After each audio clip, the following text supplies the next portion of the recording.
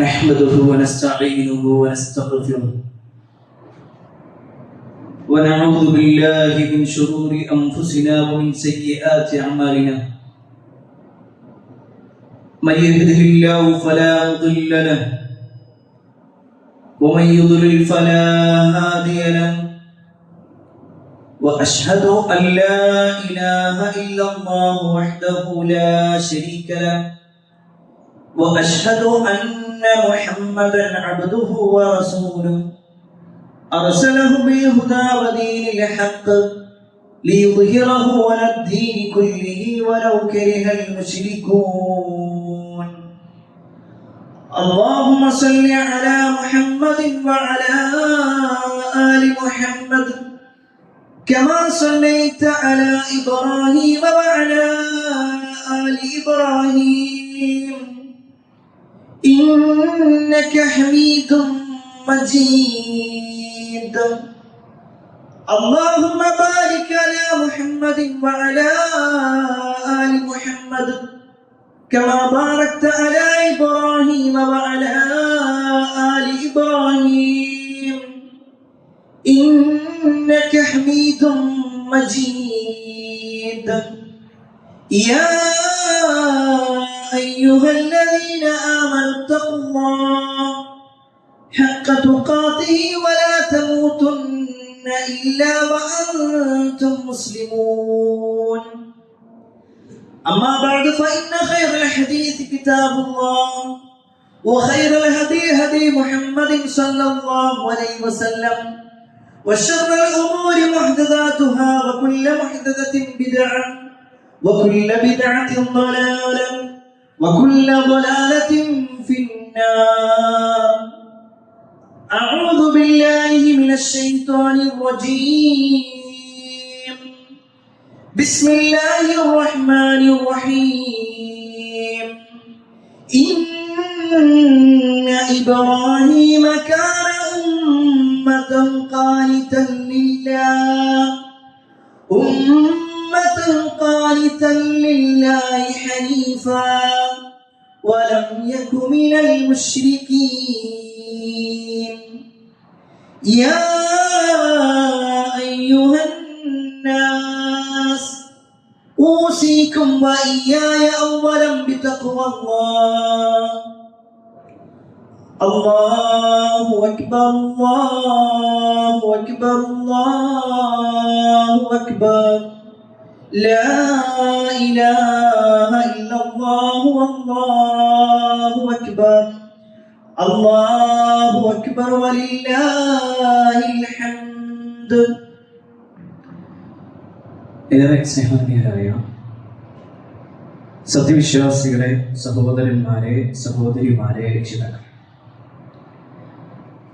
അള്ളാഹുവിന്റെ വിധിവിലക്കുകൾ അനുസരിച്ചുകൊണ്ടും പ്രവാചകൻ സല്ലല്ലാഹു അലൈഹി വസല്ലമയുടെ ജീവിതചര്യ പിൻപറ്റിക്കൊണ്ടും ജീവിക്കണമേ എന്ന്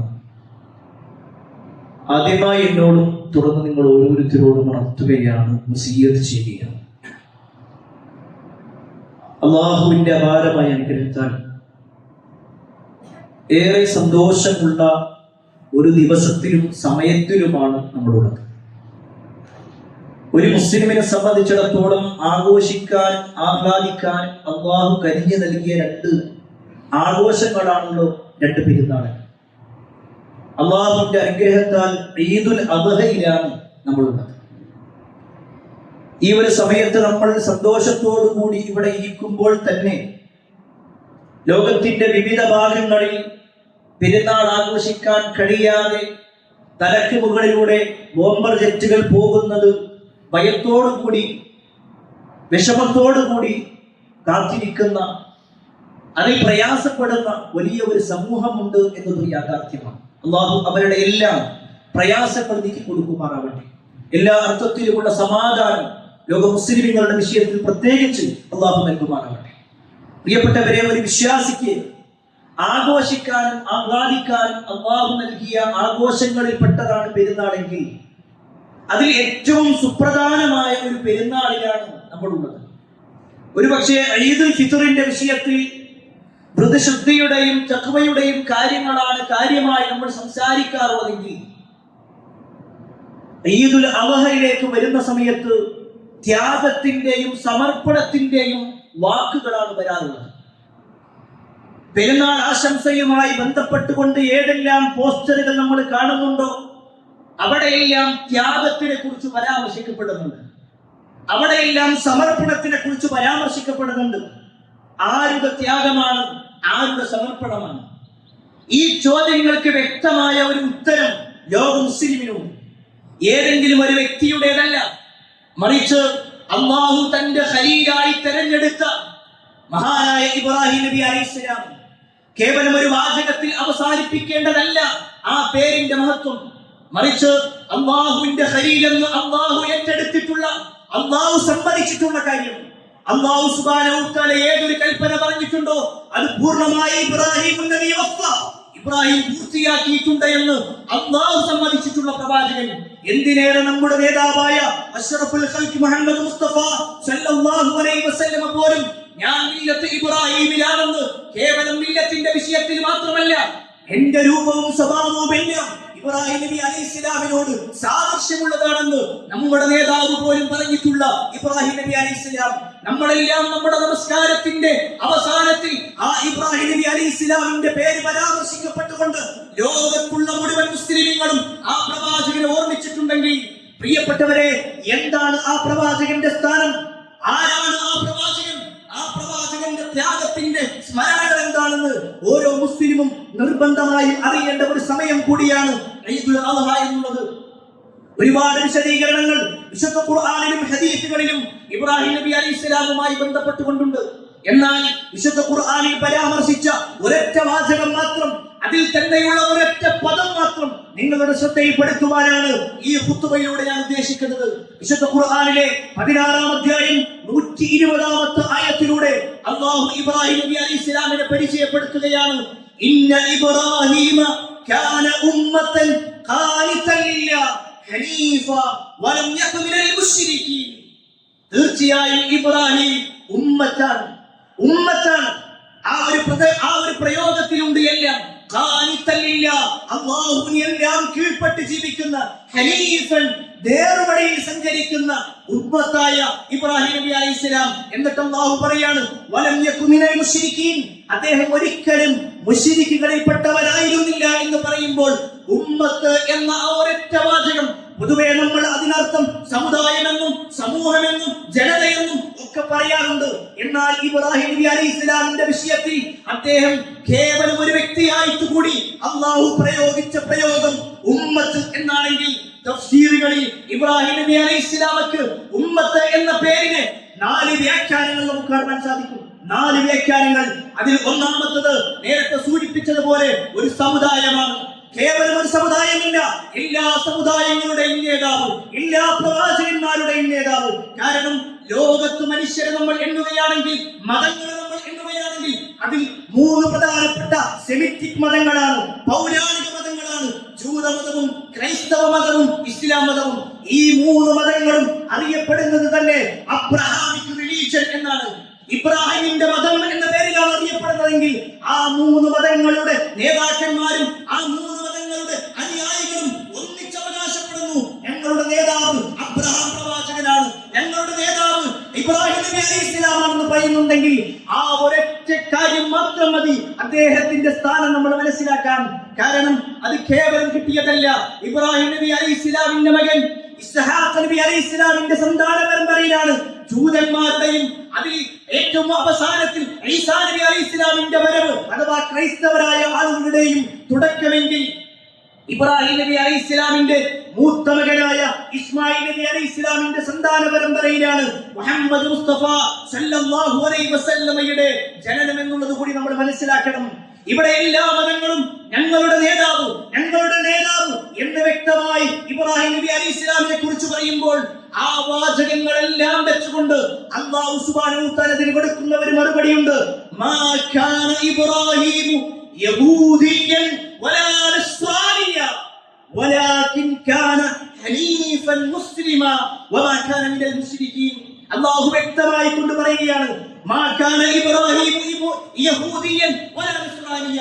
ഇബ്രാഹിം നബി അലൈഹിസ്സലാം യഹൂദിയല്ല, അദ്ദേഹം ക്രൈസ്തവനല്ല. വലാകിൻ വലാകിൻ കാന ഹനീഫൻ മുസ്ലിമ, അദ്ദേഹം മുസ്ലിമായിരുന്നു, അദ്ദേഹം മുസ്ലിമായിരുന്നു. വമാ കാന മിനൽ മുശ്രിക്കീൻ, അദ്ദേഹം ഒരിക്കലും ശിർക്ക് ചെയ്തിട്ടില്ല, ശിർക്കിന്റെ ഒരംശം പോലും അദ്ദേഹത്തിനില്ല എന്ന് അല്ലാഹു പ്രഖ്യാപിക്കുമ്പോൾ ഇത് സ്വാഭാവികമായിട്ടും കേൾക്കുന്ന ഇതര മതസ്ഥരായ ആളുകൾ പറയും, അത് ഇസ്ലാം അങ്ങനെ തന്നെയല്ലേ പറയുക. എന്നാൽ ഞങ്ങളുടെ വാദപ്രകാരം ഇബ്രാഹിം ഞങ്ങളുടെ ആളാണെന്ന് ജൂതരും ക്രൈസ്തവരും വാദിക്കാം. പക്ഷേ യാഥാർത്ഥ്യമതല്ല. കാരണം ഇബ്രാഹിം നബി അലൈഹിസ്സലാം അല്ലാഹുവല്ലാത്ത ഒരാളിലേക്കും തന്റെ കൈകൾ ഉയർത്തിയിട്ടില്ല. ഇബ്രാഹിം നബി അലൈഹിസ്സലാം കെട്ടിയുയർത്തപ്പെട്ട ഒരു ജാലത്തിന്റെ മുന്നിലും പോയിട്ടില്ല. ഇബ്രാഹിം നബി അലൈഹിസ്സലാം ഏതെങ്കിലും ഒരു ബിംബത്തെ വെച്ചുകൊണ്ട് ഇതാണ് എന്റെ സത്താവ് എന്ന് പറഞ്ഞിട്ടില്ല. ഇബ്രാഹിം നബി അലൈഹിസ്സലാം അല്ലാഹുവിന് മക്കളുണ്ടെന്ന് വാദിച്ചിട്ടില്ല. ഇബ്രാഹിം നബി അലൈഹിസ്സലാം അല്ലാഹുവിനെ ഏകനായി കൊണ്ടു നടന്നു എന്ന് മാത്രമല്ല, തന്റെ ജീവിതത്തിൽ മുഴുവൻ അല്ലാഹുവല്ലാത്ത മറ്റൊന്നിനെയും ആരാധിക്കാത്ത, അല്ലാഹുവല്ലാത്ത ഒരാളോടും സഹായം തേടാത്ത, അല്ലാഹുവല്ലാത്ത ഒരാളിലും പ്രതീക്ഷ അർപ്പിക്കാത്ത ഇബ്രാഹിം നബി അലൈഹിസ്സലാം. പ്രിയപ്പെട്ടവരെ, ഈ വാചകത്തിൽ അല്ലാഹു സുബ്ഹാനഹു വ തആല ഇബ്രാഹിം മുസ്ലിമാണെന്ന് പറഞ്ഞിട്ടുണ്ടെങ്കിൽ ഞാനും അവകാശപ്പെടുന്നുണ്ട്, നമ്മളും അവകാശപ്പെടുന്നുണ്ട് നമ്മൾ മുസ്ലിമാണെന്ന് പറയാൻ കഴിയുമോ? നമ്മുടെ ജീവിതത്തിൽ, എന്റെ ജീവിതത്തിന്റെ ഏതൊരു ഘട്ടത്തിലും എന്ത് പ്രയാസങ്ങളുള്ള സമയത്തും അല്ലാഹുവേ എന്നല്ലാതെ മറ്റൊരു പേരും എന്റെ നാവിൽ വന്നിട്ടില്ല, എന്റെ കൽവിൽ അല്ലാഹുവല്ലാത്ത ഒരു പ്രതീക്ഷ കടന്നു വന്നിട്ടില്ല എന്ന് പറയാൻ കഴിയുമോ ഒരു മുസ്ലിമിന്? ഇന്ന് ലോകത്ത് ഒട്ടേറെ മുസ്ലിമീങ്ങളുണ്ട്, പീഡിപ്പിക്കപ്പെട്ടുകൊണ്ടിരിക്കുന്നു എന്നത് യാഥാർത്ഥ്യമാണെങ്കിൽ എന്താണ് അതിന്റെ കാരണം? ഏതെങ്കിലും ഭരണാധികാരികളുടെ ഭരണത്തിനെ കുറിച്ചോ അവരുടെ ആശയത്തെ കുറിച്ചോ നമുക്ക് പറയാം, വിമർശിക്കാം. എന്നാൽ അതിനപ്പുറത്തേക്ക് ഒരു മുസ്ലിം എന്ന നിലക്ക് അല്ലാഹുവിൽ കീഴടങ്ങുന്ന ഞാനൊരു മുസ്ലിമാണ്, അനമിനൽ മുസ്ലിമീൻ എന്ന് പറയാൻ, അത് ആർജവത്തോടു കൂടി പറയാൻ ഒരു മുസ്ലിമിന് കഴിയുമോ? കേവലം പേരിലല്ല, ഏതെങ്കിലും രാഷ്ട്രീയ പാർട്ടിയുടെ പേരിലല്ല, മറിച്ച് ഒരു മുസ്ലിം എന്ന നിലക്ക് ഏതൊരു ഘട്ടത്തിലും അല്ലാഹുവല്ലാത്ത ഒരാളിലേക്കും എന്റെ കൈകൾ ഉയർത്തപ്പെടുകയില്ല, അല്ലാഹുവല്ലാത്ത ഒരാളിലേക്കും ഞാൻ പ്രതീക്ഷ അർപ്പിക്കുകയില്ല. ഇസ്ലാമിന് വിരുദ്ധമായ ഒരു ആചാരങ്ങളോ അനുഷ്ഠാനങ്ങളോ അത് എന്ത് തന്നെയാണെങ്കിലും, ഒരു നിലവിളക്ക് കൊളുത്തുന്ന വിഷയത്തിലാണെങ്കിൽ പോലും ഒരു മുസ്ലിം ആ കൃത്യമായ വിശ്വാസങ്ങൾ ഉണ്ടാകുന്നവര്, കൃത്യമായ ആചാരങ്ങൾ ഉണ്ടാകുന്നവര്, കൃത്യമായ അനുഷ്ഠാനങ്ങൾ ഉണ്ടാകുന്നവര്, അതിനപ്പുറത്തേക്ക് ആളുകൾക്കനുസരിച്ചുകൊണ്ട്, സൊസൈറ്റിക്കനുസരിച്ചുകൊണ്ട്, ഭൂരിപക്ഷത്തിനനുസരിച്ചുകൊണ്ട്, മറ്റുള്ളവരുടെ താല്പര്യങ്ങൾക്കനുസരിച്ചുകൊണ്ട് മാറുന്നവരല്ല മുസ്ലിം എന്നുള്ളതാണ് ഇബ്രാഹിം നബി അലൈഹിസ്സലാം നമുക്ക് ജീവിതത്തിലൂടെ കാണിച്ചു തന്നിട്ടുള്ളത്. ഒരു സമൂഹം മുഴുവൻ എതിരായി, ഒരു സമൂഹത്തിൽ സ്വന്തം ബാപ്പയായ ആസർ പറഞ്ഞു ഇബ്രാഹിം നബി അലൈഹിസ്സലാമിനോട്, ഇബ്രാഹിം നിന്റെ ആശയവും പ്രബോധനവുമെല്ലാം അവസാനിപ്പിക്കണം, അല്ലെങ്കിൽ ഞാൻ നിന്നെ കല്ലെറിഞ്ഞോടിക്കും, ഇവിടെ നിന്ന് ആട്ടിപ്പുറത്താക്കും. ഇബ്രാഹിം നബി അലൈഹിസ്സലാമിനോട് വാപ്പ മാത്രമല്ല പറഞ്ഞിട്ടുള്ളത്, ആ സമൂഹം ഒന്നടങ്കം, ആ നാട്ടിലെ ഭരണാധികാരികളടക്കം, ആ നാട്ടിലെ ഭരണാധികാരികളും അയാളുടെ സിൽബത്തുകളടക്കം എല്ലാവരും ഇബ്രാഹിം നബി അലൈഹിസ്സലാമിനെതിരായി. എതിരായി എന്ന് മാത്രമല്ല, ഇബ്രാഹിം നബി അലൈഹിസ്സലാമിനെ ഇല്ലാതാക്കാൻ വേണ്ടി ഒരു വലിയ തീക്കുണ്ടാരം ഉണ്ടാക്കി. ആ തീക്കുണ്ടാരം ഒരു ദിവസം കൊണ്ടുണ്ടാക്കിയതല്ല, ദിവസങ്ങളോളം കത്തിച്ച് അതിന്റെ ഏറ്റവും ചൂടുള്ള ഒരു സമയത്തിലേക്ക് അത് എത്തപ്പെടുന്ന ഒരു രംഗമുണ്ടായി. ചരിത്ര രംഗങ്ങളിൽ കാണുവാൻ സാധിക്കും. ആ നാട്ടിലുണ്ടായിരുന്ന സ്ത്രീകൾ അവരുടെ ഗർഭം സുഖമായി നടത്താൻ വേണ്ടി നേർച്ച വെക്കാറുണ്ടായിരുന്നു. ഇബ്രാഹിം നബി അലൈഹിസ്സലാമിനെ കൊല്ലാനുള്ള തീക്കുണ്ടാരത്തിലേക്ക് എന്റെ വക ഇത്ര വിലക്ക് ഞാൻ കൊടുക്കാമെന്ന്. അത്രത്തോളം ആ നാട്ടിലെ സ്ത്രീകൾ പോലും ഇബ്രാഹിം നബി അലൈഹിസ്സലാമിന് എതിരായി, ഒരു സമൂഹം മുഴുവൻ എതിരായി വലിയ ഒരു തീക്കുണ്ടാരം ഉണ്ടാക്കി. ആ തീക്കുണ്ടാരത്തിലേക്ക് ഇബ്രാഹിം നബി അലൈഹിസ്സലാമിനെ വലിച്ചെറിയുമ്പോൾ, ഞാൻ എന്റെ വിശ്വാസം മാറ്റാം, എനിക്ക് അധികാരം തന്നാൽ മതി, എന്റെ ആദർശം ഞാൻ തിരുത്താം, നിങ്ങൾ എന്നെ കൂടെ കൂട്ടിയാൽ മതി എന്നല്ല ഇബ്രാഹിം നബി അലൈഹിസ്സലാം പറഞ്ഞത്. ഹസ്ബി അല്ലാഹ്, ഹസ്ബി അല്ലാഹ് വ നിഅമൽ വകീൽ. എനിക്ക് അല്ലാഹ് മതി, എനിക്ക് അല്ലാഹ് മതി, എനിക്ക് വരവേൽപ്പിക്കാൻ ഏറ്റവും ഉത്തമൻ അവനാണ്. ആ വാചകം പ്രിയപ്പെട്ട മുസ്ലിമേ നമ്മുടെ നെഞ്ചോട് ചേർത്ത് വെച്ചുകൊണ്ട് ഞാൻ മില്ലത്തെ ഇബ്രാഹിമിലാണെന്ന് പറയാൻ നമുക്ക് കഴിയുമോ? കാരണം ജീവിതത്തിന്റെ പല രംഗങ്ങളിലും ശിർക്കൻ വിശ്വാസങ്ങളിലേക്ക് ആളുകൾ നമ്മളെ കൊണ്ടുപോകുമ്പോൾ, ബിദ്അത്തിന്റെ കാര്യങ്ങളിലേക്ക് ആളുകൾ നമ്മളെ വലിച്ചെടുക്കുമ്പോൾ, ഹറാമിന്റെ കാര്യങ്ങളിലേക്ക് സമൂഹം ഒന്നടങ്കം പോയിക്കൊണ്ടിരിക്കുമ്പോൾ ഇല്ലെന്ന് പറയാൻ, അതിൽ നിന്ന് രാജിയാവാൻ യഥാർത്ഥ മില്ലത്ത് ഇബ്രാഹിമിൽപ്പെട്ട ഉമ്മത്തെന്ന് അവകാശപ്പെടുന്ന യഥാർത്ഥ മുസ്ലിമിന് മാത്രമേ സാധിക്കുകയുള്ളൂ എന്നുകൂടി നമ്മൾ മനസ്സിലാക്കണം. ഉമ്മത്ത് എന്നതിന് ഒന്ന് സമുദായം എന്നാണെങ്കിൽ രണ്ടാമത്തെ ഒരു വ്യാഖ്യാനം പണ്ഡിതന്മാർ നൽകി, ഏകനായ സത്യവിശ്വാസി. ഏകനായ സത്യവിശ്വാസി. ആ വാചകത്തിൽ ചില കാര്യങ്ങളുണ്ട്. ഇബ്രാഹിം നബി അലൈഹിസ്സലാം ജീവിച്ചിരിക്കുന്ന സമയത്ത് ഇബ്രാഹിം നബി അലൈഹിസ്സലാം മാത്രമായിരുന്നു ആ സമൂഹത്തിൽ ഒരു മുസ്ലിമായി കൊണ്ട്. ഇബ്രാഹിം നബി അലൈഹിസ്സലാം മാത്രം. പിന്നീട് അദ്ദേഹത്തിന്റെ ഭാര്യയായ സാറ ബീവി അവരും ഇസ്ലാമിലേക്ക് കടന്നു വന്നു. ആ ഭാര്യയും ഭർത്താവും കൂടി ഇറാഖിൽ നിന്ന് ഈജിപ്തിലേക്ക് പോകുന്ന ഒരു രംഗമുണ്ട്. ഭാര്യയും ഭർത്താവും കൂടി ഇറാഖിൽ നിന്ന് ഈജിപ്തിലെത്തി. ഈജിപ്തിലെത്തിയപ്പോഴാണ് മനസ്സിലാക്കുന്നത് അവിടുത്തെ ഭരണാധികാരി എന്ന് പറഞ്ഞാൽ ഒരു സ്ത്രീലംബനാണ്. ഏതൊരു സൗന്ദര്യമുള്ള സ്ത്രീയെ കണ്ടാലും തന്റെ ആഗ്രഹ പൂർത്തീകരണത്തിന് വേണ്ടി ആ സ്ത്രീയെ തന്റെ അടുക്കലേക്ക് കൊണ്ടുപോകുന്ന ഒരു ക്രൂര മനസ്സിന്റെ ഉടമയാണ്. സാറാ ബീവിയാകട്ടെ അങ്ങേയറ്റം സൗന്ദര്യമുള്ള ആളായിരുന്നു. ചരിത്ര ഗ്രന്ഥങ്ങളിൽ കാണുവാൻ സാധിക്കും ലോകത്ത് ഏറ്റവും കൂടുതൽ സൗന്ദര്യം അത് ഹവ്വാ ബീവിക്കാണെങ്കിൽ ആ ഹവ്വാ ബീവി കഴിഞ്ഞാൽ, സ്വർഗീയ സ്ത്രീകളിൽപ്പെട്ട ഹവ്വാ ബീവി കഴിഞ്ഞാൽ പിന്നെ ഏറ്റവും വലിയ സൗന്ദര്യം സാറാ ബീവിക്കായിരുന്നു എന്ന് ചരിത്ര ഗ്രന്ഥങ്ങളിൽ കാണുവാൻ സാധിക്കും. അത്രയും സൗന്ദര്യമുള്ള സാറാ ബീവി അവിടെ എത്തിയതും ആ നാട്ടിലെ രാജാവിന്റെ കിങ്കരന്മാർ ഇതറിഞ്ഞ് നേരെ രാജാവിനോട് ചെന്ന് പറയുകയാണ്, ഏറ്റവും സൗന്ദര്യമുള്ള ഒരു സ്ത്രീ വന്നിട്ടുണ്ട്. രാജാവേ, അത് നിങ്ങൾക്ക് മാത്രം അവകാശപ്പെട്ടതായിരിക്കും. ആ രാജാവ് പറയുന്നുണ്ട്, അവരെ കൊണ്ടുവരാൻ മതി. ഈ വാചകം ഇബ്രാഹിം നബി അലൈഹിസ്സലാം അറിഞ്ഞു. ഒരു നാട്ടിലെത്തും സന്തോഷത്തോടു കൂടി സമാധാനത്തോടു കൂടി ജീവിക്കാൻ വേണ്ടി തീരുമാനിച്ച ആ നാട്ടിലേക്ക് എത്തിയപ്പോൾ സ്വന്തം ഭാര്യയെ തന്നെ നഷ്ടപ്പെടുന്ന ഒരവസ്ഥയിലേക്ക് ഇബ്രാഹിം നബി അലൈഹിസ്സലാം എത്തപ്പെട്ടു. ഇബ്രാഹിം നബി അലൈഹിസ്സലാം സാറാ ബീവിയുടെ കൈ പിടിച്ചുകൊണ്ട് പറഞ്ഞു, ഞാനിവിടെ ചില കാര്യങ്ങൾ പറയും, അത് നീ കൃത്യമായി മനസ്സിലാക്കും. അവിടെ വന്ന ആളുകളോട് ഇബ്രാഹിം നബി അലൈഹിസ്സലാമിനോട് ചോദിക്കപ്പെടുകയാണ്, ഈ സ്ത്രീ ആരാണ്? അവര് പറഞ്ഞു, അതെന്റെ സഹോദരി, എന്റെ സഹോദരിയാണ്. അതൊരു കളവല്ല. കാരണം ആ വാചകം തന്നെ കൃത്യമായി ഇബ്രാഹിം നബി അലൈഹിസ്സലാം പറയുന്നുണ്ട്, യാ സാറാ ലൈസ അലാ വജ്ഹിൽ അർളി മുഅ്മിനിൻ ഗൈരി വഗൈരി. സാറ, ഞാൻ മനസ്സിലാക്കുന്ന ഈ ഭൂമിയോടത്ത് അഥവാ ആ നാട്ടിൽ ഞാൻ നീയമല്ലാത്ത മറ്റൊരാളും സാഹോദര്യത്തിലില്ല. ഇസ്ലാമാകുന്ന സാഹോദര്യത്തിൽ, വിശ്വാസം എന്ന സാഹോദര്യത്തിൽ നമ്മളല്ലാതെ മറ്റാരുമില്ല. അതുകൊണ്ട് ഞാൻ ആ പേര് പറഞ്ഞത്. അതുകൊണ്ട് ഞാൻ അങ്ങനെ ഒരു വാക്ക് പറയണം. ഭാര്യയാണെന്ന് പറഞ്ഞാൽ ഇബ്രാഹിം നബി അലൈഹിസ്സലാം കൊല ചെയ്യപ്പെടും. ഇബ്രാഹിം നബി അലൈഹിസ്സലാം പറഞ്ഞത് എന്റെ സഹോദരിയാണ്. വന്ന ആളുകൾ പറഞ്ഞു, സാറയെ രാജാവ് കാണാൻ വേണ്ടി പറഞ്ഞിട്ടുണ്ട്. ഇബ്രാഹിം നബി അലൈഹിസ്സലാം സമ്മതിച്ചു. ചരിത്രത്തിൽ കാണുവാൻ സാധിക്കും സാറാ ബീവി അവിടേക്ക് എത്തപ്പെട്ടു. സാറാ ബീവിയുടെ സൗന്ദര്യം കണ്ട ആ ഒരു രാജാവ് അത്ഭുതത്തോടുകൂടി അവരിലേക്ക് സ്പർശനത്തിന് വേണ്ടി കടന്നു വരുന്ന സമയത്ത് സാറാ ബീവി പോയി കൊടുക്കുകയാണ്. ഹദീസിൽ കാണുവാൻ സാധിക്കും സാറാ ബീവി ഒന്നുവെടുത്ത് 2 റക്അത്ത് നമസ്കരിച്ചു. എന്നിട്ട് അവിടെ വെച്ചുകൊണ്ട് ഒരു പ്രാർത്ഥന നടത്തുകയാണ്. അല്ലാഹുമ്മ ഇൻ കുൻതു ആമൻതു ബിക വബിറസൂലിക വഅഹ്സൻതു ഫർജി ഇല്ലാ അലാ സൗജി ഫലാ തുസല്ലിത് അലയ്യൽ കാഫിർ. അല്ലാഹുവേ, ഞാൻ നിന്നിലും നിന്റെ പ്രവാചകനിലും വിശ്വസിക്കുകയും എന്റെ ഭർത്താവ് ഒഴികെ മറ്റെല്ലാവർക്കും അപ്രാപ്യമാണെന്നും എന്റെ ചാരിത്രം, എന്റെ നാമം ഞാൻ കാത്തു സൂക്ഷിക്കുകയും ചെയ്തിട്ടുണ്ടെങ്കിൽ ഈ കാഫിറിന്റെ വിഷയത്തിൽ, ഈ സത്യനിഷേധിയുടെ കാര്യത്തിൽ അവന്റെ ആധിപത്യം നീ എന്റെ ശരീരത്തെ അവൻ നീ ആധിപത്യമായി കൊണ്ട് നൽകരുത്. അവൻ നീ എന്നെ ഉപദ്രവിക്കുന്നതിൽ നിന്നും അകറ്റി നിർത്തണമേ എന്ന് മഹതിയായ സാറാ ബീവി പ്രാർത്ഥിക്കുന്ന സമയം ഇസ്ലാമിക ചരിത്രത്തിൽ കാണുവാൻ സാധിക്കും ആ മനുഷ്യന് പിന്നെ അവിടുന്ന് അനങ്ങാൻ കഴിയുന്നില്ല. അയാൾ ബോധം കിട്ടുപോണു. ചില റിപ്പോർട്ടുകളിൽ കാണുവാൻ സാധിക്കുന്നു അയാൾക്ക് മനസ്സിലായി സാറാ ബീവിക്ക് എന്തോ പ്രത്യേകതയുണ്ട്. അയാൾ ബോധം വന്ന് കഴിഞ്ഞു. അയാൾ വിളിച്ചു പറയുന്നുണ്ട്, എന്നെ നിങ്ങൾ രക്ഷപ്പെടുത്തണം. സാറാ ബീവി അയാൾക്ക് വേണ്ടി പ്രാർത്ഥിച്ചു. അയാളുടെ പ്രശ്നങ്ങളൊക്കെ മാറി. വീണ്ടും അയാൾ സാറാ ബീവിയെ സ്പർശിക്കാനായി കിടന്നു വന്നു. അപ്പോഴും സാറാ ബീവി പ്രാർത്ഥിക്കുകയാണ്. അയാൾക്ക് വീണ്ടും മോഹാലസ്യം സംഭവിക്കുന്നു. അയാൾ കൊണ്ടുപോകുന്നു.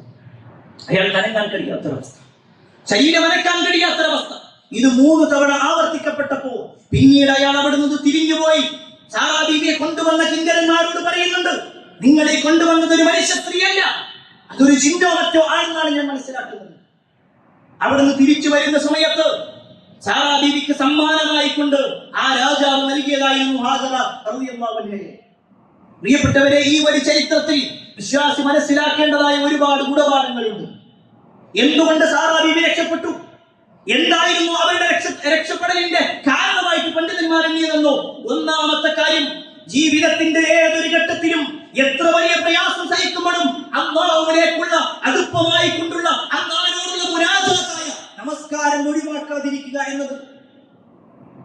മഹദി ആ സമയത്തും നമസ്കരിക്കുകയാണ്. നമസ്കരിച്ചുകൊണ്ട് റബ്ബിനോട് പ്രാർത്ഥിക്കുകയാണ്. പണ്ഡിതന്മാർ വിശദീകരിക്കുകയാണ്, അങ്ങനെ ഒരാൾ പ്രാർത്ഥിച്ചാൽ ആ പ്രാർത്ഥനയ്ക്ക് ഉത്തരമുണ്ട്. നമ്മുടെ ജീവിതത്തിലെ പ്രയാസങ്ങൾ ഒന്നിനു പിറകെ ഒന്നായി കടന്നു വരുമ്പോൾ പ്രിയപ്പെട്ടവരെ, നമ്മൾ പരിശോധിക്കണം. നമ്മുടെ നമസ്കാരത്തിന്റെ വിഷയത്തിൽ നമ്മൾ എവിടെയെങ്കിലും പോരായ്മകൾ സംഭവിച്ചിട്ടുണ്ടോ, നമുക്ക് എന്തെങ്കിലും കുറവുകൾ ഉണ്ടായിട്ടുണ്ടോ എന്ന് പരിശോധിക്കണം. രണ്ടാമത്തെ വിഷയം പണ്ഡിതന്മാർ എണ്ണി പറയുന്നത്, സാറാ ബീവി തന്റെ സൽക്കർമ്മങ്ങൾ മുൻനിർത്തിക്കൊണ്ടുള്ള ഒരു പ്രാർത്ഥന നിർവഹിച്ചു. അവർ വിശ്വാസിയാണെന്ന കാര്യം പ്രഖ്യാപിച്ചു. അല്ലാഹുവിൽ വിശ്വസിച്ചിട്ടുണ്ട്, അല്ലാഹുവിന്റെ പ്രവാചകനായ ഇബ്രാഹിം നബി അലൈഹി ഇസ്ലാമിൽ വിശ്വസിച്ചിട്ടുണ്ട് എന്ന് മാത്രമല്ല, എന്റെ ശരീരം എന്റെ ഭർത്താവല്ലാത്ത മറ്റൊരാളിലേക്ക് ഞാൻ സമർപ്പിച്ചിട്ടില്ല എന്ന വലിയ ഒരു കാര്യം സാറാ ബീവി അവിടുന്ന് പ്രഖ്യാപിച്ചിട്ടുണ്ടെങ്കിൽ, പ്രിയപ്പെട്ട സഹോദരിമാരെ, നമുക്ക് പറയാൻ കഴിയുമോ, നമ്മുടെ ശരീരം, നമ്മുടെ ഇച്ഛകൾ, നമ്മുടെ താല്പര്യങ്ങൾ അത് എന്റെ ഭർത്താവിന് മാത്രമുള്ളതാണ്, എന്റെ ഭർത്താവിന്റെ തൃപ്തിക്ക് വേണ്ടി മാത്രമുള്ളതാണ്? സാറാ ബീവി പറഞ്ഞതുപോലെ അങ്ങനെ ഒരു പ്രഖ്യാപനം നടത്താൻ നമുക്ക് സാധിക്കുമോ എന്ന് ഓരോരുത്തരും പരിശോധിക്കണം. ഖേദകരമെന്ന് പറയട്ടെ, പലപ്പോഴും ഇസ്ലാമികമായി കൊണ്ടുള്ള ഒരു കാര്യത്തിന് വേണ്ടി ഇറങ്ങുമ്പോൾ പോലും ഇസ്ലാമികമായിട്ടുള്ള വേഷങ്ങൾ ഒഴിവാക്കുന്ന അവസ്ഥയിലേക്ക് ഇന്നത്തെ സമൂഹം എത്തിയിട്ടുണ്ട്. ആരെയും വിമർശിക്കാൻ വേണ്ടി പറയുന്നതല്ല. നമ്മളൊരു പെരുന്നാൾ നമസ്കാരത്തിന് വരുന്ന സമയത്ത് പോലും ഏത് വേഷമാണ് ധരിക്കേണ്ടത്? ഒരു മുസ്ലിമിനെ സംബന്ധിച്ചിടത്തോളം അവൻ നമസ്കരിക്കുമ്പോൾ വേറൊരു വേഷവും, പുറത്തേക്ക് ഇറങ്ങുമ്പോൾ ജനങ്ങളിലേക്ക് ഇറങ്ങുന്ന സമയത്ത് വേറൊരു വേഷവുമല്ല ഇസ്ലാം പഠിപ്പിച്ചിട്ടുള്ളത്. സഹോദരിമാരെ ശ്രദ്ധിക്കാൻ വേണ്ടി ഒരൊറ്റ ചരിത്രം ഓർമ്മപ്പെടുത്തട്ടെ. മഹദിയായ ഫാത്തിമ റളിയല്ലാഹു അൻഹയുടെ ജീവിതത്തിലുള്ള അവരുടെ സുന്ദരമായ ഒരു വാചകം നമ്മൾ ഓരോരുത്തരും മനസ്സിലാക്കണം. ഫാത്തിമ റളിയല്ലാഹു അൻഹ സ്വർഗ്ഗ സ്ത്രീകളിൽ നേതാവാണെങ്കിൽ ആ നേതൃത്വത്തിലേക്ക് വെറുതെ കയറിപ്പോയതല്ല അവർ. അവരുടെ ജീവിതം ഒന്ന് മനസ്സിലാക്കിക്കോ. മഹദിയായ ഫാത്തിമ റളിയല്ലാഹു അൻഹയും അസ്മാ ബിൻത് ഉമൈസും തമ്മിലുള്ള ഒരു ചർച്ച ഇസ്ലാമിക ചരിത്രത്തിലുണ്ട്. അസ്മാ ബിൻത് ഉമൈസ് അവർ പല രാജ്യങ്ങളിലേക്കും പ്രത്യേകിച്ച് അബ്സീനിയയിൽ പോയാണ്. ഈ അബ്സീനിയയിൽ പോയി അവിടെയുള്ള പല കാര്യങ്ങളും കണ്ടതുകൊണ്ട് തന്നെ ഒരു ദിവസം അസ്മാ ബിൻത് ഉമൈസും ഫാത്തിമ റളിയല്ലാഹു അൻഹയും കൂടി ഇങ്ങനെ സംസാരിക്കുമ്പോൾ അസ്മാ ബിൻത് ഉമൈസ് പറയാണ്, ഞാൻ അബ്സീനിയയിൽ ചെന്ന സമയത്ത് അവിടുത്തെ സ്ത്രീകൾ മരണപ്പെട്ടു കഴിഞ്ഞാൽ അവരുടെ മയ്യത്തെടുക്കുന്ന സമയത്ത് ആ മയ്യത്ത് കട്ടിലിന്റെ മുകളിലായിക്കൊണ്ട് ഒരു ഈത്തപ്പനയോടെ ഇങ്ങനെ മറച്ചു വെക്കാറുണ്ട്. ഫാത്തിമ റളിയല്ലാഹു അൻഹ ചോദിച്ചു, എന്താണ് ഇതിന്റെ കാരണം, എന്തുകൊണ്ടാണ് അങ്ങനെ ചെയ്യുന്നത്? ആ സമയത്ത് അസ്മാ ബിൻത് ഉമൈസ് പറയാണ്, ഒരു സ്ത്രീയെ സംബന്ധിച്ചിടത്തോളം അവളെ കുളിപ്പിച്ച് വസ്ത്രം മാറ്റി അവളുടെ മയ്യത്ത് കട്ടിലിലേക്ക് അവളെ കയറ്റിക്കഴിഞ്ഞ് അവളെ ഉയർത്തി ഇങ്ങനെ കൊണ്ടുപോകുമ്പോ സ്വാഭാവികമായിട്ടും പിന്നിലുള്ള ആളുകൾ അവരിങ്ങനെ നോക്കുന്ന സമയത്ത് അവരുടെ ശരീരത്തിന്റെ പല ഭാഗങ്ങളും ഉയർന്നതായിട്ട് കാണാം, അവരുടെ ശരീരത്തിന്റെ പല ഭാഗങ്ങളും കാണാം. അതുകൊണ്ട് മറ്റൊരാളും തന്റെ ശരീരം കാണരുത് എന്ന ഉദ്ദേശത്തിൽ അവരെടുക്കുന്ന ഒരു തീരുമാനമാണത്. ആ മയ്യത്ത് കട്ടിലിന്റെ മുകളിലായിട്ട് കവർ ചെയ്യുന്ന ഒരവസ്ഥ. ഈ വാക്ക് കേട്ടതും മഹദിയായ ഫാത്തിമ റളിയല്ലാഹു അൻഹ പറഞ്ഞൊരു വചനം, പ്രിയപ്പെട്ട സഹോദരിമാരെ, നമ്മൾ പരിശോധിക്കണം. നമ്മുടെ നേതാവായ ഫാത്തിമ പറഞ്ഞ വാചകം എന്താണെന്നറിയോ? എന്നാൽ ഞാനിതാ ഒരു പ്രതിജ്ഞ, ഞാനൊരു വസിയ്യത്ത് പറയുകയാണ്, ഞാൻ മരിച്ചു കഴിഞ്ഞാൽ എന്റെ മയ്യത്ത് കൊണ്ടുപോകുമ്പോഴും അതേപോലെ നിങ്ങൾ മയ്യത്ത് കട്ടിലിന്റെ മുകളിൽ ഈത്തപ്പനയോടെ മറച്ചു വെക്കണം, എന്റെ ശരീരം ഒരാളും കാണരുത്. സുബ്ഹാനല്ലാഹ്. മരിച്ചു കഴിഞ്ഞ് വേറെ ആര് ശരീരം കണ്ടാലും ആ മയ്യത്ത് അവർ കുറ്റക്കാരല്ല. പക്ഷെ എന്നിട്ട് പോലും ആ ശ്രദ്ധ നമ്മുടെ മുൻഗാമികൾക്ക് ഉണ്ടായിരുന്നെങ്കിൽ, നമ്മുടെ ശരീരം മറ്റുള്ളവരെ കാണട്ടെ, അവരാസ്വദിക്കട്ടെ എന്ന ചിന്തയാണെങ്കിൽ, പ്രിയപ്പെട്ട സഹോദരി, നമ്മൾ എവിടേക്കാണ് എത്തപ്പെടുന്നത്, നമ്മുടെ പരലോകം എന്തായിരിക്കും എന്നുള്ളത് നമ്മൾ ഓരോരുത്തരും പരിശോധിക്കണം. അവിടെയാണ് മഹാനായ റസൂലുള്ളാഹി സ്വല്ലല്ലാഹു അലൈഹി വസല്ലമ ഒരു പെണ്ണിനെ സംബന്ധിച്ചിടത്തോളം അവരുടെ വേഷം പഠിപ്പിച്ചു തന്നിട്ടുണ്ട്. മറ്റുള്ളവരെ കാണിക്കുന്ന രൂപത്തിൽ ആകാൻ പാടില്ല എന്ന് പഠിപ്പിച്ചിട്ടുണ്ട്. ഒരു പുരുഷനെ സംബന്ധിച്ചിടത്തോളം അവന്റെ വേഷമുണ്ട്. അത് നമസ്കാരത്തിന് വേണ്ടി മാത്രമായി കൊണ്ട് ഉയർത്തപ്പെടുന്ന കാലുകളല്ല. അവന്റെ വസ്ത്രം അങ്ങനെയാകാൻ പാടില്ല, മറിച്ച് എല്ലാ സമയത്തും നെയ്യാണിക്ക് മുകളിലായിരിക്കണം അവന്റെ വസ്ത്രം എന്ന് കൂടി ഓർമ്മപ്പെടുത്തുകയാണ്. പ്രിയപ്പെട്ടവരെ, ഇബ്രാഹിം നബി അലൈഹിസ്സലാം ഉമ്മത്താണെന്ന് പറയുമ്പോൾ അതിന്റെ മൂന്നാമത്തെ വിശദീകരണം അദ്ദേഹം ഒരു നേതാവായിരുന്നു എന്നാണ്. ലോകർക്ക് മുഴുവനായിട്ടുള്ള ഒരു ഇമാം, ലോകർക്ക് മുഴുവനായിട്ടുള്ള ഒരു നേതാവ്, എല്ലാ അർത്ഥത്തിലും മാതൃകയാക്കാൻ പറ്റുന്ന ഒരു നേതാവ്. ഒരു നേതാവ് എന്ന് പറയുമ്പോൾ ആ നേതാവിന്റെ കീഴിൽ, അല്ലെങ്കിൽ ആ നേതാവ് ഒരു പിതാവ് എന്ന നിലയ്ക്ക് ചില റോൾ മോഡലുകളാകും, മകൻ എന്ന നിലയ്ക്കുള്ള റോൾ മോഡലുകൾ ഉണ്ടാകും, ഒരു നേതാവ് എന്ന നിലയ്ക്ക് തന്നെ റോൾ മോഡലുകൾ ഉണ്ടാകും. എല്ലാ അർത്ഥത്തിലുമുള്ള റോൾ മോഡലായി, മാതൃകാ യോഗ്യനായി ഇബ്രാഹിം നബി അലൈഹി ഇസ്ലാം മാറിയിട്ടുണ്ടെങ്കിൽ പ്രിയപ്പെട്ട രക്ഷിതാക്കളെ, നമുക്ക് ഇബ്രാഹിം നബി അലൈഹി ഇസ്ലാമിൽ മാതൃകയുണ്ട്. ഇബ്രാഹിം നബി അലൈഹി ഇസ്ലാം തന്റെ മകനോട് പറയുന്ന ഒരൊറ്റ വാചകം മതി. ഈ ഇരിക്കുന്ന മുഴുവൻ രക്ഷിതാക്കളും തങ്ങളുടെ മക്കളോടുള്ള സംസാരത്തിന്റെ വിഷയത്തിൽ ശ്രദ്ധ കൊടുക്കാൻ. ഇബ്രാഹിം നബി അലൈഹി ഇസ്ലാം ഫലസ്തീനിലുള്ള സമയത്ത് ഒരു സ്വപ്നം കാണുകയാണ്. ആ സ്വപ്നം എന്തായിരുന്നു? ഫലമ്മാ ബലഗ മഅഉസൈ ഖാല യാ ബുനയ്യ ഇന്നി അറാ ഫിൽ മനാം അന്നി അദ്ബഹുക ഫൻദുർ മാദാ തറാ. നമുക്കെല്ലാവർക്കും പരിചയമുള്ള ഒരു വാചകമാണ്. ഇബ്രാഹിം നബി അലൈഹി ഇസ്ലാം സ്വന്തം മകനായ ഇസ്മായിൽ നബി അലൈഹി ഇസ്ലാമിനെ അറുക്കുന്നതായിട്ടൊരു സ്വപ്നം. കേവലം ഒരു സ്വപ്നമല്ല, അല്ലാഹുവിന്റെ വഹിയാണ്.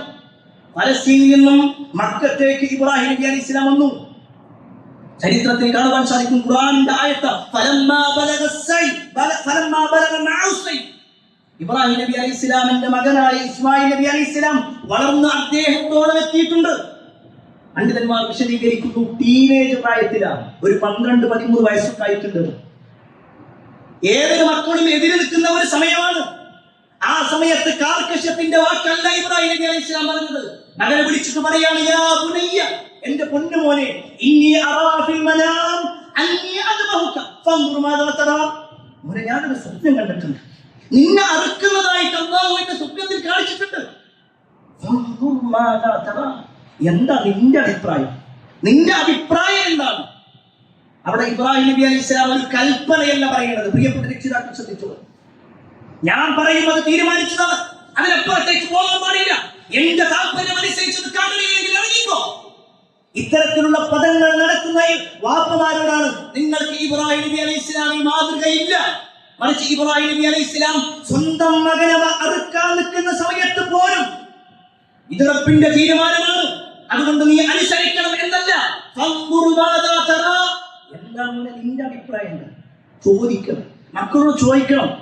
അവരൊരു കോഴ്സ് ചോദിക്കുന്ന സമയത്ത് അവരുടെ പഠനവുമായി ബന്ധപ്പെട്ടുകൊണ്ട്, അവരുടെ വസ്ത്രവുമായി ബന്ധപ്പെട്ടുകൊണ്ട്, അവരുടെ ആഗ്രഹങ്ങളുമായി ബന്ധപ്പെട്ടുകൊണ്ട് മനസ്സറിഞ്ഞുകൊണ്ട് അടുത്തിരുത്തിക്കൊണ്ട് ചോദിക്കുന്ന രക്ഷിതാവിലാണ് ഇബ്രാഹിം നബി അലൈഹി ഇസ്ലാം മാതൃകയാകുന്നത്. ആ സമയത്ത് മകൻ പറയുന്ന ഒരു പദവി കൂടിയുണ്ട്. പ്രിയപ്പെട്ട മക്കൾ മനസ്സിലാക്കി, ഇബ്രാഹിം നബി അലൈഹി ഇസ്ലാമിന്റെ മകനായ ഇസ്മായിൽ നബി അലൈഹി ഇസ്ലാം പറയുന്ന മറുപടി, യാ അബതി ഇഫ്അൽ മാ തുഅ്മർ. എന്റെ പൊന്നുവാപ്പ, അല്ലാഹു എന്താണോ നിങ്ങളോട് കൽപ്പിച്ചിട്ടുള്ളത് അത് നിങ്ങൾ അതുപോലെ തന്നെ പ്രവർത്തിച്ചോ. സുബ്ഹാനല്ലാഹ്, അങ്ങനത്തെ ഒരു മകൻ നമ്മൾ പറയും, ഞാൻ അനുസരിക്കുന്ന ഒരു മകനെ കിട്ടണം. പ്രിയപ്പെട്ടവരെ, നമ്മൾ പറയുന്ന മക്കൾ നമുക്ക് ലഭിക്കണമെങ്കിൽ, നമ്മൾ പറഞ്ഞാൽ അനുസരിക്കുന്ന മക്കൾ നമുക്ക് ലഭിക്കണമെങ്കിൽ, അല്ലാഹ് പറഞ്ഞാൽ അനുസരിക്കുന്ന മകനായി, അല്ലാഹ് പറഞ്ഞാൽ അനുസരിക്കുന്ന വാപ്പയായി, അല്ലാഹ് പറഞ്ഞാൽ അനുസരിക്കുന്ന നേതാവായി, അല്ലാഹ് പറഞ്ഞാൽ അനുസരിക്കുന്ന പ്രബോധകനായി, അല്ലാഹ് പറഞ്ഞാൽ അനുസരിക്കുന്ന യഥാർത്ഥ അടിമയായി നമ്മൾ മാറുന്നുണ്ട്. ആ വാപ്പ റോൾ മോഡലായിരുന്നു. ആ വാപ്പാന്റെ വാക്കിൽ ഒരിക്കലും കളങ്കണ്ടാവില്ല എന്നുള്ളത് മകനറിയാം. അതുകൊണ്ടാ പറഞ്ഞ്, വാപ്പ എന്നെ നിങ്ങൾ അടുത്തോടി കുഴപ്പമൊഴിക്കുക. പ്രിയപ്പെട്ട മക്കളെ, വാപ്പയെ അനുസരിക്കുക എന്നുള്ളത്, ഉമ്മനെ അനുസരിക്കുക എന്നുള്ളത്, അവരുടെ പ്രാർത്ഥന കിട്ടുക എന്നുള്ളത് വളരെ പ്രധാനപ്പെട്ട ഒരു കാര്യം. ഈ ചരിത്രം ഓർമ്മപ്പെടുത്തുമ്പോൾ തന്നെ മഹാനായ ഇസ്മായിൽ നബി അലൈഹി ഇസ്ലാമിന്റെ കുറച്ചുകൂടി മുമ്പുള്ള ചരിത്രം നമ്മളൊന്ന് മനസ്സിലാക്കണം. ഇബ്രാഹിം നബി അലൈഹി ഇസ്ലാം ഹാജറ ബീവിയെയും ഇസ്മായിൽ നബി അലൈഹി ഇസ്ലാമിനെയും അവിടെ നിർത്തിയതിനു ശേഷം ഹാജറ ബീവി വെള്ളം കിട്ടാതെ പ്രയാസപ്പെടുന്ന ഒരു രംഗം നമുക്കെല്ലാം ചരിത്രത്തിൽ വായിച്ചിട്ടുണ്ടാകും.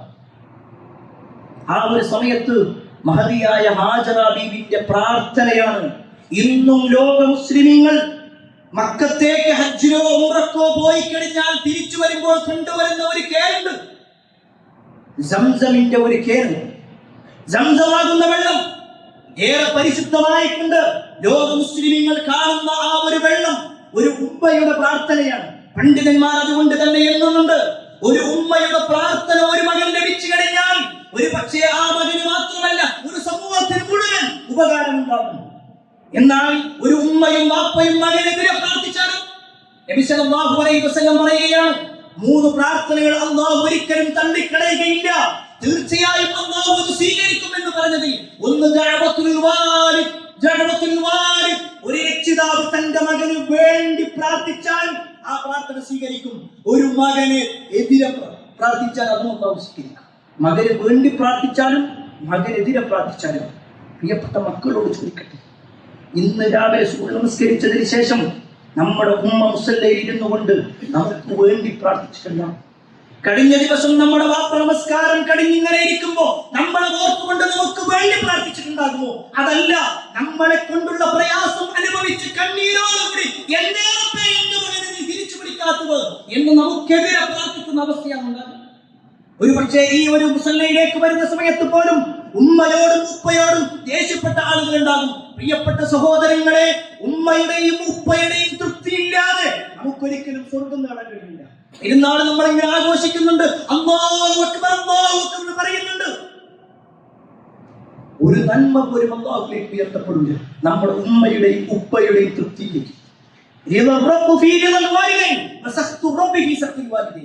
മാതാപിതാക്കളുടെ തൃപ്തിയിലാണ് അല്ലാഹുവിന്റെ തൃപ്തിയുള്ളത്. നമ്മുടെ ഉമ്മയും ബാപ്പയും നമുക്ക് തൃപ്തിയിൽ നമ്മളോട് തൃപ്തിയിലാണോ എന്ന് നമ്മൾ പരിശോധിക്കണം. അതോടൊപ്പം ഇബ്രാഹിം നബി അലൈഹി ഇസ്ലാം ഒരു ഭർത്താവ് എന്ന നമുക്ക് റോൾ മോഡലാണ്. ഇബ്രാഹിം നബി അലൈഹി ഇസ്ലാമിന്റെ ജീവിതത്തിൽ അല്ലാഹുവിന്റെ കൽപ്പനയായിരുന്നു ഫലസ്തീനിൽ നിന്ന് മഹദിയായ ഹാജറിനെയും മകനെയും മക്കയിലേക്ക് കൊണ്ടുവരായിരുന്നു. മക്കയിൽ അവിടെ എത്തി ഭാര്യന്റെ കയ്യിലും ചെറിയ കുഞ്ഞായിട്ടുള്ള ഇസ്മായിൽ നബി അലൈഹി ഇസ്ലാമിനെ കൊടുത്തു. ഹടാകുള്ളത് കുറച്ച്, അവരുടെ കയ്യിലുള്ളത് കുറച്ച് വെള്ളവും കുറച്ച് ഈത്തപ്പഴവും മതി. ഒന്നും പറയാതെ തിരിച്ചു വരുമ്പോ മഹദിയായ ഹാജറ ബീവി ചോദിക്കുന്ന ഒരു ചോദ്യമുണ്ട്, യാ ഇബ്രാഹിം അയ്ന തദ്ഹബ്? ഇബ്രാഹിം നിങ്ങൾ എങ്ങോട്ടാ പോകുന്നത്? വതത്റുക്നാ ബിഹാദൽ വാദി ലദീ ലൈസ ഫീഹി ഇൻസുൻ വലാ ശൈ. ഒരു മനുഷ്യരോ മറ്റൊന്നുമില്ലാത്ത ഈ ഒരു നാട്ടിൽ ഞങ്ങൾ ഇവിടെ നിർത്തിയിട്ട് നിങ്ങൾ എങ്ങോട്ടാ പോകുന്നത്? ഇബ്രാഹിം ഒന്നും കണ്ടില്ല. ഒരു നാട്, പ്രിയപ്പെട്ടവരെ, ഇത് പറയുമ്പോ നമ്മൾ ഇന്ന് കാണുന്ന മക്കയല്ല, ഒരുപാട് കെട്ടിടങ്ങളും തോട്ടങ്ങളും ഒക്കെയുള്ള മക്കയല്ല. ഇന്ന് കാണുന്ന ആ കഅബ പോലും അവിടെയില്ല. 4 ഭാഗവും മണലാൽ ചുറ്റപ്പെട്ട ഒരു താഴ്ന്ന പ്രദേശം. അവിടെയാണ് ഇബ്രാഹിം നബി അലൈഹി ഇസ്ലാം ഭാര്യയെയും മകനെയും നിർത്തിയിട്ടുള്ളത്. അവിടെ നിന്ന് തിരിച്ചു പോകുമ്പോൾ ആ ചോദ്യം കേട്ടാൽ പോണം, ഇവിടെ ഒരു മനുഷ്യൻ പോലും ഇല്ല. ആ സമയത്ത് അപ്പോഴും ഇബ്രാഹിം നബി അലൈഹി ഇസ്ലാം ഒന്നും മറുപടി പറഞ്ഞു. വീണ്ടും മഹദിയായ ഹാജറിന്റെ ചോദ്യം,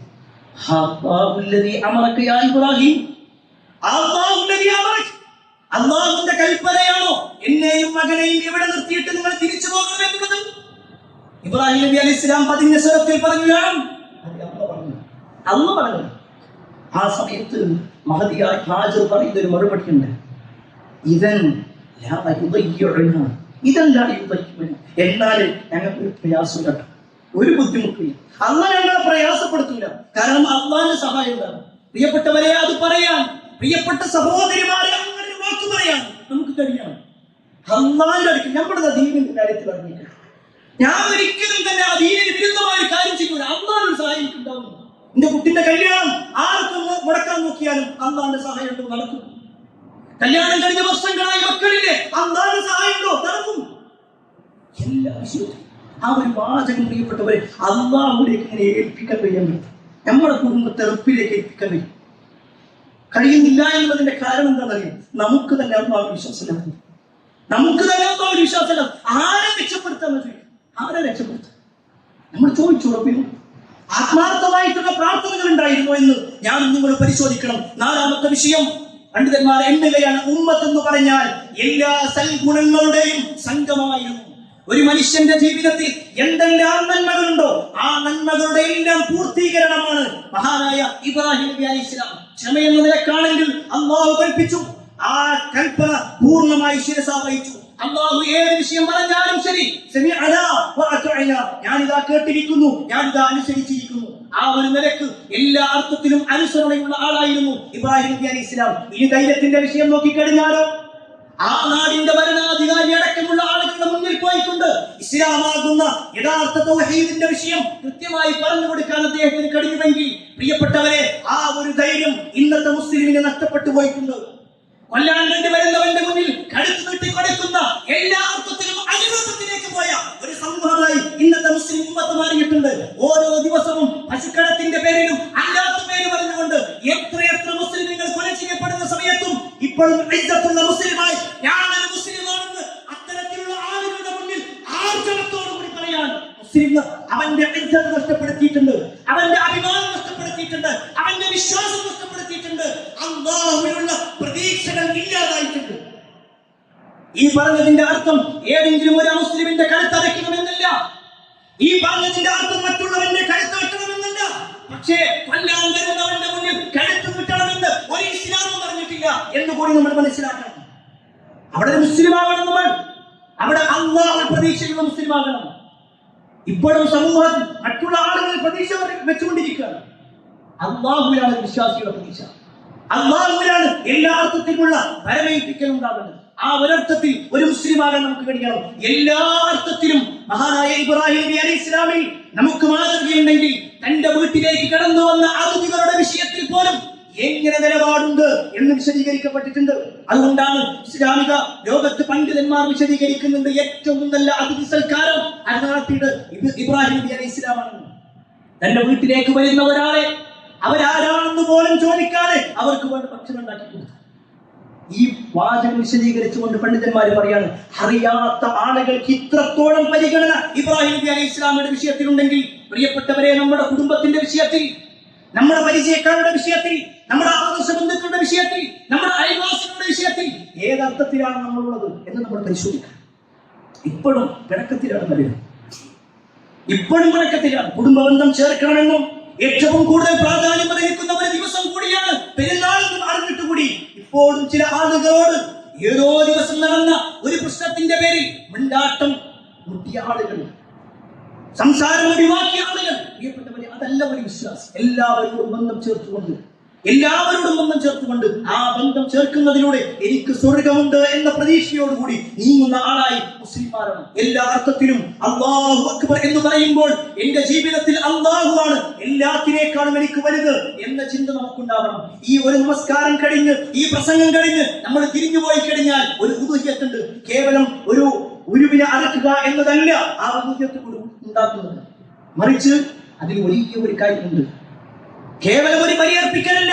എന്റെ ഇച്ഛകളും താല്പര്യങ്ങളും എല്ലാം ഞാൻ ഒഴിവാക്കി അള്ളാന്റെ തൃപ്തിക്ക് വേണ്ടി, അള്ളാഹുവിന്റെ പൊരുത്തത്തിന് വേണ്ടി, അള്ളാഹുവിന്റെ ഇഷ്ടത്തിന് വേണ്ടി എന്റെ ജീവിതം അങ്ങനെയായിരിക്കും, എന്റെ സ്വഭാവം അങ്ങനെയായിരിക്കും, എന്റെ വേഷവിധാനം അങ്ങനെയായിരിക്കും, എന്റെ സമീപനം അങ്ങനെയായിരിക്കും, എന്റെ പെരുമാറ്റം അങ്ങനെയായിരിക്കും. എല്ലാ അർത്ഥത്തിലും അള്ളാഹുവിൽ കീഴടങ്ങുന്ന യഥാർത്ഥ മുസ്ലിമായി ഇബ്രാഹിം മില്ലത്തിൽ ഉൾപ്പെടുന്ന ആളുകളായി ജീവിക്കാൻ ഞാൻ നിങ്ങൾ പരിശ്രമിക്കുക. അത് അല്ലാഹു സുബ്ഹാനഹു വ തആല നമുക്ക് തൗഫീഖ് നൽകുമാറാവട്ടെ. ഒരുപാട് ആളുകൾ പ്രയാസപ്പെടുന്നുണ്ട്. അവരുടെ എല്ലാ പ്രയാസങ്ങളും അല്ലാഹു നീക്കി കൊടുക്കുമാറാവട്ടെ. ലോകത്ത് വിവിധ ഭാഗങ്ങളിൽ മുസ്ലിമീങ്ങൾ പ്രയാസപ്പെടുന്നുണ്ട്, പല അർത്ഥത്തിലും ബുദ്ധിമുട്ടുന്നുണ്ട്. എല്ലാവരുടെയും പ്രയാസങ്ങൾ അല്ലാഹു നീക്കി കൊടുക്കുമാറാവട്ടെ. ലോകർക്ക് മുഴുവൻ സമാധാനം അല്ലാഹു നൽകുമാറാവട്ടെ. ഒരുപാട് ആളുകൾ പ്രാർത്ഥനകൾ വസിയത്ത് നൽകിയിട്ടുണ്ട്. എല്ലാവരുടെയും പ്രാർത്ഥനകൾ സ്വീകരിക്കുമാറാവട്ടെ. അല്ലാഹുമ്മ ഫിൽ മുഅ്മിനീന വൽ മുഅ്മിനാത്ത് വൽ മുസ്ലിമീന വൽ മുസ്ലിമാത്ത് അൽ അഹ്യാഇ വൽ അംവാത്ത് ഇന്നക മുജീബു ദഅവാതി യാ ഖാദിൽ ഹജാത്ത്. അല്ലാഹുമ്മ അജ്ർനാ മിനൻ നാർ, അല്ലാഹുമ്മ അജ്ർനാ മിനൻ നാർ, اللهم اجرنا من النار. ربنا آتنا في الدنيا حسنة وفي الآخرة حسنة وقنا عذاب النار. آمين آمين برحمتك يا أرحم الراحمين والحمد لله رب العالمين. الله أكبر الله أكبر لا إله إلا الله. الله أكبر الله أكبر ولله الحمد. الله أكبر لا إله إلا الله. Peace Radio. Tune to reality.